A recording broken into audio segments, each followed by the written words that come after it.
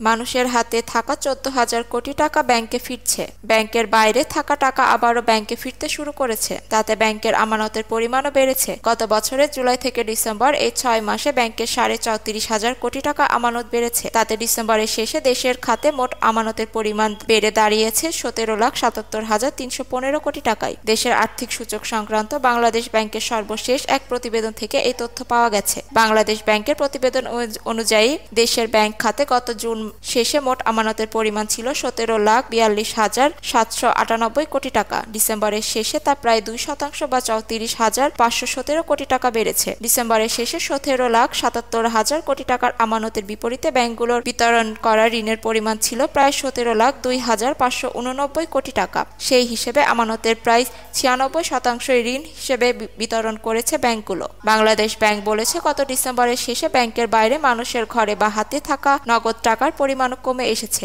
এসব অর্থের বড় অংশই ব্যাংকে ফিরে এসেছে। গত বছরের জুনের শেষে ব্যাংকের বাইরে মানুষের হাতে থাকা টাকার পরিমাণ ছিল 2,90,436 কোটি টাকা। ডিসেম্বরের শেষে তা কমে দাঁড়ায় 2,76,341 কোটি টাকায়। সেই হিসেবে 6 মাসের ব্যবধানে ব্যাংকের বাইরে থাকা টাকা প্রায় 14,000 কোটি টাকা ব্যাংকে ফিরে এসেছে। ব্যাংক খাত সংশ্লিষ্ট ব্যক্তিরা বলেছেন, গত জুলাই আগস্টে সংঘটিত ছাত্র জনতার অভ্যুত্থান পরবর্তী পরিস্থিতিতে ব্যাংক থেকে মানুষের টাকা তুলে নেওয়ার প্রবণতা বেড়ে গিয়েছিল। রাজনৈতিক পট পরিবর্তনের পর বেশ কিছু ব্যাংকের প্রকৃত অবস্থার চিত্র প্রকাশ পায়। তাতে অনেক গ্রাহক আতঙ্কিত হয়ে ব্যাংক থেকে টাকা তুলে নেন। ধীরে ধীরে এই পরিস্থিতি কিছুটা উন্নতি হয়। পাশাপাশি ব্যাংকে আমানতের সুদ হারও বেড়েছে। এই কারণে গ্রাহকেরা আবার তাদের হাতে থাকা টাকা ব্যাংকে ফিরে আনছেন। এই কারণে এদিকে বাড়ছে আমানত, অন্যদিকে ব্যাংকের বাইরে থাকা অর্থের পরিমাণ কমছে।